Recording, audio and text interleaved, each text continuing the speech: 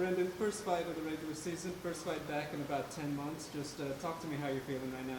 Great, on top of the world, happy to be back, happy to see you guys, happy to see all the back staff, and ready to have some fun on Friday night.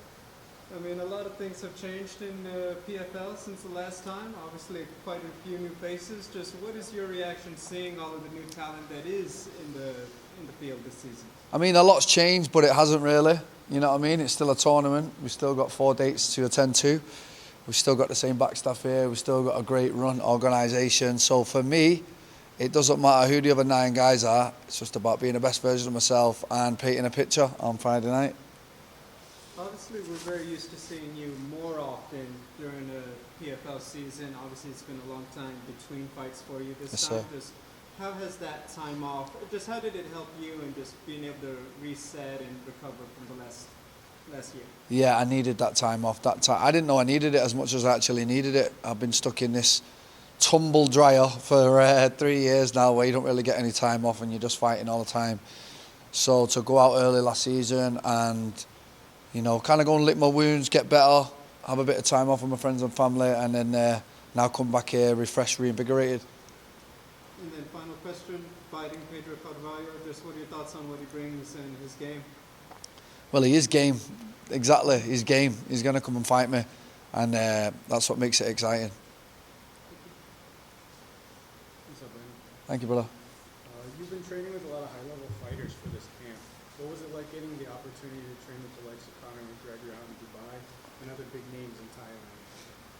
Yeah, for this camp, I was around Peter Yan and Chimaev and Conor, and you can name it. We can sit here and name drop all day, but at the same time, you know, everybody's kind of in Thailand now. Like, obviously Conor was Dubai, that was a bit different, but so many people are in Thailand now. I feel like it's a hotbed for MMA. Bangtao and Tiger are doing a great job, and everybody's there now. Thank you. Brandon, out of everyone's trained, as you said there, like, the list goes on and on and on. Who surprised you the most? I mean, 'cause people see like the top names that you've got, but who's maybe surprised you the most out of everyone you've been on the mat with? I'd say the best person I've ever sparred is Rafael Fazio. I'd say he's probably the best. Like, when he's on, he's on. But all the other names that I've mentioned are incredible. Like Chimaev and Yan and Conor and all these are just all world-class operators. Like, wow. Like, obviously the names that I'm saying, you talk about UFC champions, not just UFC champions, UFC future Hall of Famers. You know, I've sparred Dominic Cruz in the past and been around him to like 4 or 5 of his camps.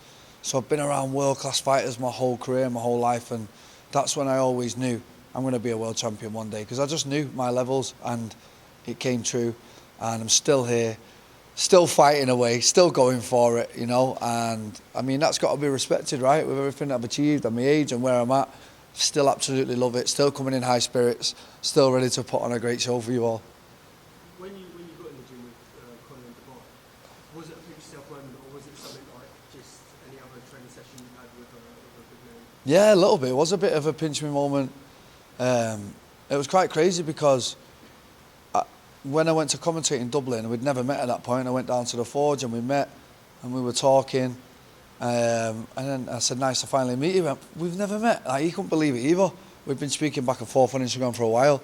Then said, when you come to Dubai, let's train. He did. He messaged me. We trained, I think, 6 weeks back to back, a couple of times a week, at least 5 nights a week, sparring, training. And I really enjoyed it. And obviously now I'm fighting John, one of John's guys, and you know, that's put a bit of a spanner in the works for this camp. But after, you know, I'd love to jump into this Chandler camp and be around it in some capacity. So let's see. In a weird way, did you want to get hit by the left hand just to see what it does? Yeah, no, I did. Yeah, yeah, and I did feel it a good few times on the chin. And to be honest, I was chin checking anyway because of my last fight. I thought, wonder if this chin still works. And there's nothing like a McGregor backhand to see if it's still happening. It's still going. We're still strong. We're still good.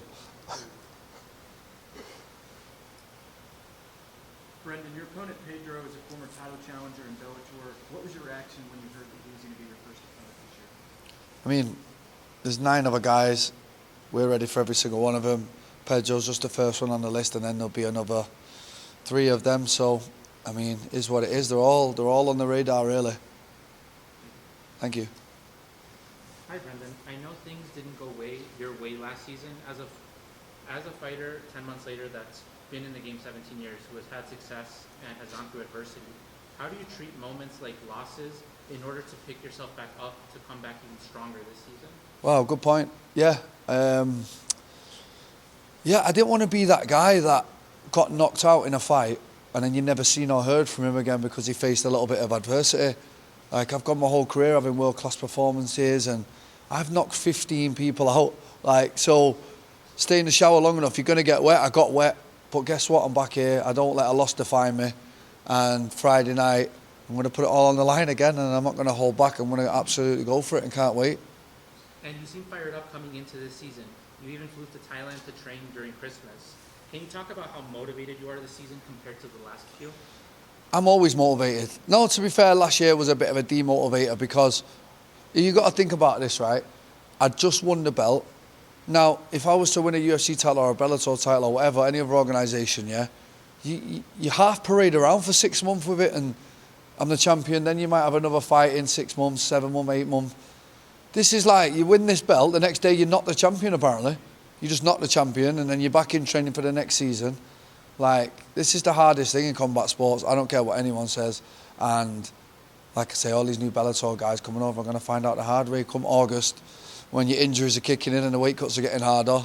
Everyone's going to know what I'm talking about. We can revert back to this interview. Thank you. Brendan, right here. You said the 10 months was well needed. I'm sure it was well needed and you wanted to let your body recover and things like that. But for the man, Brendan, how valuable was the 10 months? Yeah, like, I didn't know I needed it until I know I needed it. It's one of them ones, you know. I don't even know where I would be at mentally now if I went right through that season again, won it, and I'd be back here again. I don't even really, like, it was a much needed reset, mind, body and spirit, needed realigning, and guess what, we're realigned, and it's exciting. Thank you. And one more, you're a fighter who's competed in this tournament format multiple times. You have a lot of experience with the PFL. What kind of advantages do you believe that a tournament format experience gives you? Well, first of all, the Bellator guys have got to start using no elbows. So imagine you've used elbows for your whole career and all of a sudden now someone says you can't use them. There's the first advantage. Then you've got to think about the point system. Nobody's ever done the point system before. Then you've got to think about, I can't take too much damage because I've got to fight again in 10 weeks. Listen, this is its own entity. And good luck to every fighter in this thing.